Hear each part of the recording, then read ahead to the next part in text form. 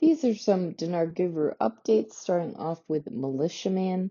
Just because Iraq looks ready, sounds ready, is ready, does the IMF, World Bank, US Treasury, Bank of International Settlements feel they're ready? It's about Iraq, but it's not all about Iraq. It isn't just about Iraq pushing the button. It's going to have to be something to the effect of that interconnectivity I've been talking about. They need to be allowed to be able to do that.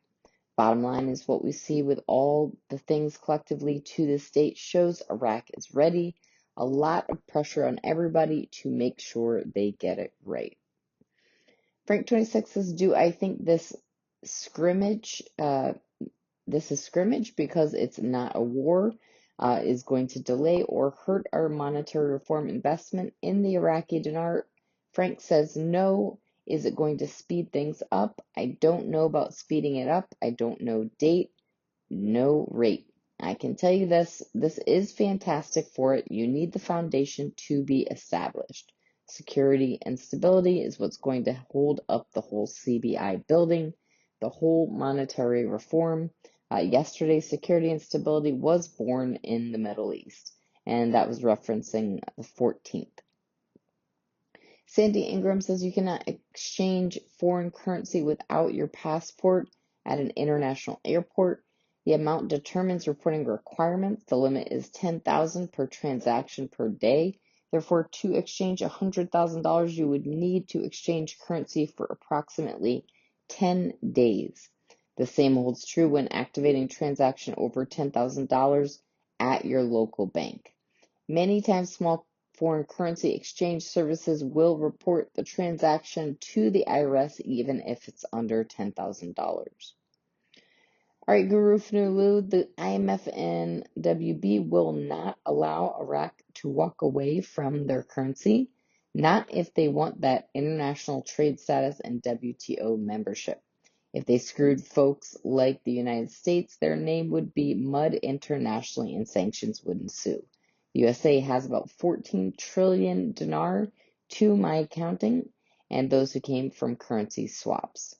All those loans they got from the USA were in reality currency swaps. Mind you, back then, the dinar was 4,000 to 1, not 1320 to 1. All right, Militiaman says getting rid of the parallel market sets them up for having the ability to accept Article 8 compliance. They're not going to have a multi-currency practice. If that's the case, getting those prices down to where is a so insignificant difference between official and parallel rates, it'll eventually be crushed. There's a lot of people out there that have agendas from other countries that don't want to go away because it's got corruption components to it, illicit trade, and we all know that. Frank 26, there's no reason for them to have 17 trillion reserves for their currency and the value of 1310.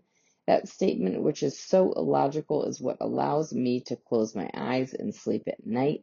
I smile because what I can see is not an optical illusion. It is a reality that's happening right before our eyes.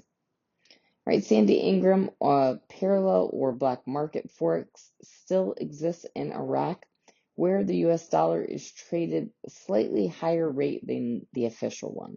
The US and Iraq are working close to close this gap by putting anti-smuggling controls in place and digitizing transactions. Lastly, I've got Mountain Goat says the cash in the banks will help create liquidity to finance the economic growth, the growth they need to show a rate of their dinar above $1. I keep telling you the value is already in the dinar. If you go back to 1990, it was over $3, and look at all the progress since. But the standards for currency evaluations have changed. Basel 1.4 changed that all. I'm sorry, changed all of it. Why isn't it at least $3 now? This is not how the IMF and US look at their economy today. Yes, today is not. In the past, they were going to use Iraq as a hinge pin resetting of the currencies to a level playing field. And this is where the new baskets of currencies come from. Yes, there will be groupings of currencies to create new pegs. These currencies will support each other and they will be major trading partners.